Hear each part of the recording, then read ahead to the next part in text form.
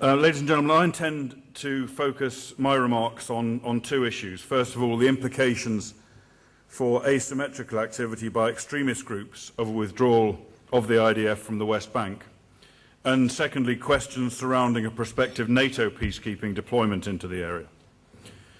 To stand any real chance of success, every insurgent or terrorist movement needs a safe haven to operate from, outside the control of the state that is being targeted by it, and preferably in a land that is free from interference by the target state or its allies, whether due to geography, the protection of a friendly regime, or operating within a failed state.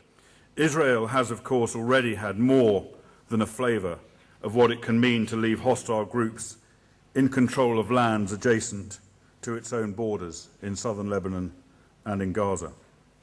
Any similar move to totally cede control to the Palestinians of the West Bank or a part of Jerusalem may have considerable attractions, at least on the face of it, for any peace process.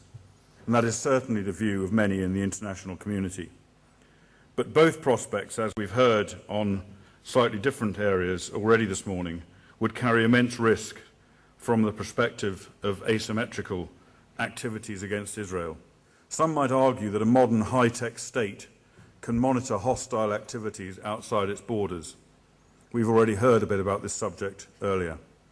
And we've seen many failures of intelligence in relation to offensive activities by conventional forces and war plans by nation-states, which are generally relatively, and I stress relatively, easy to identify and monitor.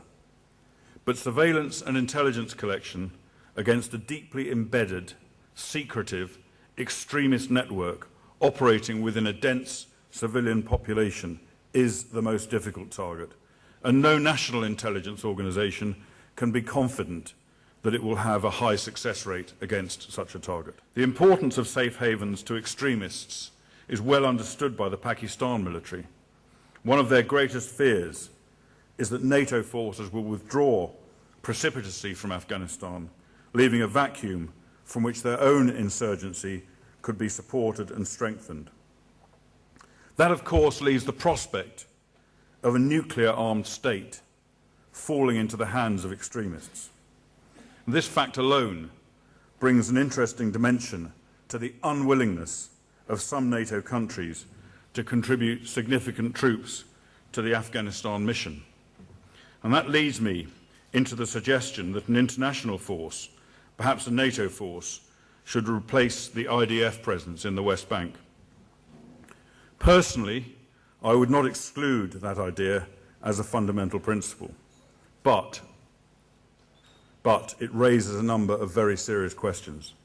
First of all, where are the NATO troops going to come from, and how long are they going to stay?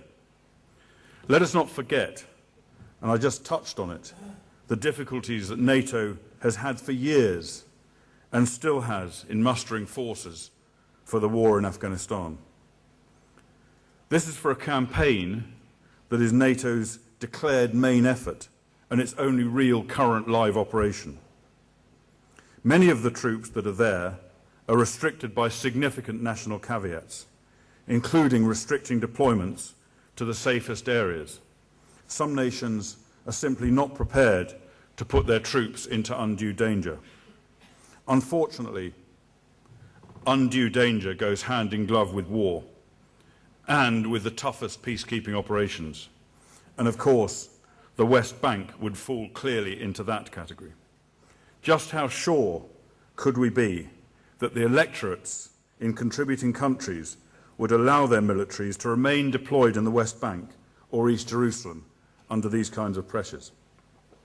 And how effective would NATO be as a peacekeeping force in the demanding circumstances that we're considering?